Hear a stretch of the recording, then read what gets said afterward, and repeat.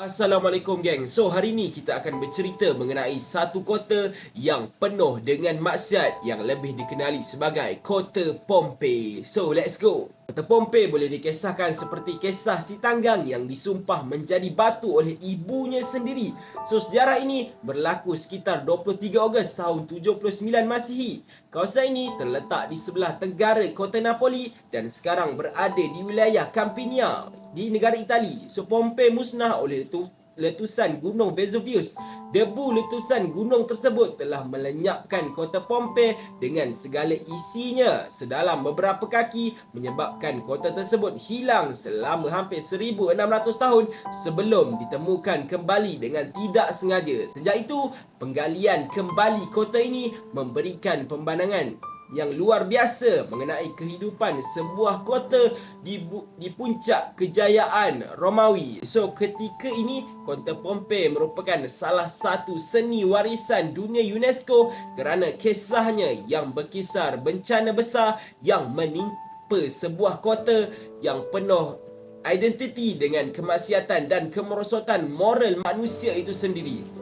So kisah Kota Pompei ni sama je seperti biasa, para penduduknya bergerak membeli barang dan membuat aktiviti lain. So aktiviti jual beli dalam bangunan atau kedai-kedai besar serta berinteraksi antara satu sama lain. Sehinggalah secara tiba-tiba saja satu kejadian misteri melanda kota berkenaan sehingga menyebabkan bangunan dan penduduknya lenyap seperti tidak pernah wujud lagi di muka bumi ini. So Kota Pompei yang wujud suatu ketika dulu menjadi antara kota yang paling terkemuka dalam Empire Rome hilang dalam lipatan sejarah sekelip mata. Tu tiada siapa yang mengetahui akan kewujudan kota berkenaan. So masa terus berlalu sehinggalah tiba pada tahun 1594, sekumpulan pekerja telah diarahkan menggali terowong di kaki gunung berapi Vesuvius tu bagi projek mereka membekalkan air kepada sebuah kampung berdekatan. So kerja menggorek tanah dijalankan dengan giat. Secara tiba-tiba kumpulan pekerja itu terpaksa menghentikan aktiviti mereka selepas mereka menemui suatu benda yang aneh tertanam di dalam tanah. So tinggalan aneh berbentuk artifak itu dikeluarkan satu persatu dan berita penemuannya terus tersebar luas menyebabkan semakin banyak kerja cari gali dilakukan di kawasan tersebut. So bagaimanapun, pada 1631 gunung berapi Vesuvius meletus 7 kali sehingga memusnahkan apa saja yang berada berhampiran, termasuklah kawasan penemuan artifak berkenaan. So selepas 76 tahun kemudian, kerja mengorek kembali diteruskan oleh putera D.L. Boeuf selepas beliau mendengar kewujudan artifak yang berharga dan harta karun tertanam di kawasan berkenaan. So pihaknya terus menggali dan pelbagai tinggalan artifak yang pernah terkubur di bawah tanah di kawasan berkenaan terus dikorek. Ketika aktiviti menggali tersebut, misteri kehilangan kota Pompei selama ini akhirnya terbongkar.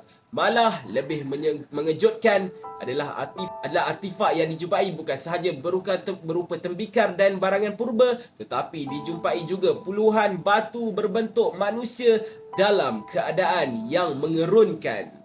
Antara penemuan aneh itu adalah sekumpulan jasad manusia yang seolah-olah bertukar menjadi patung berbentuk batu ketika sedang menjamu selera. Lebih menakutkan adalah kejadian misteri yang melenyapkan kota tersebut secara tidak langsung turut menyimpan wajah sebenar kota tersebut. Apabila turut ditemui puluhan jasad manusia yang sedang mengadakan hubungan seks termasuk seks luar tabii bertukar menjadi batu. So, apa sebenarnya berlaku? Sebenarnya pada zaman itu kota Pompei ini adalah pusat penzinaan dan syurga bagi kaum homoseksual. Nasib penduduk Pompei mirip sama sekali dengan kaum Nabi Lut.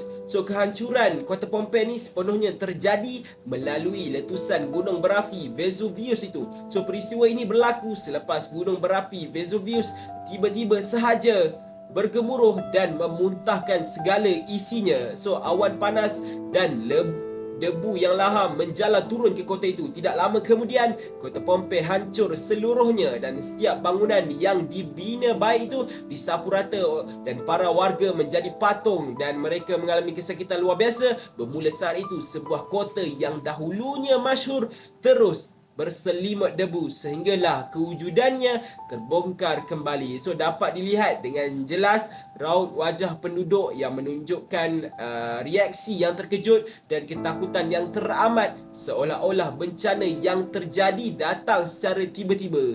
Kajian seterusnya membongkar lagi kisah sebenar mengenai kota Pompei.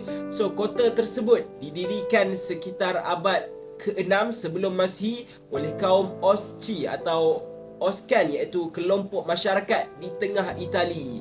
Pompei kemudiannya berkembang pesat dan maju dari segi pembangunan. Akan tetapi, di sebalik kemajuan seni bina dan aspek kesenian itu yang memukau itu, kota tersebut sebenarnya membangun sebagai pusat pelacuran serta kegiatan yang melampaui batas seorang manusia. So, rumah pelacuran dibina dengan jumlah yang tidak boleh dikira. Masyarakat Pompei pada ketika itu dikatakan mengamalkan kepercayaan Mitra yang meyakini bahawa alat kelamin serta persetubuhan tidak sepatutnya dilakukan secara sembunyi tetapi mesti dilakukan di tempat yang terbuka. Hal ini menunjukkan bahawa kehancuran kota Pompei ini mirip dengan peristiwa-peristiwa azab yang dikisarkan dalam Al-Quran, sebagaimana maksudnya tidak ada siksaan atas mereka melainkan satu teriakan saja, maka tiba-tiba mereka semuanya mati. Surah Yasin ayat 36. So berdasarkan peristiwa ini,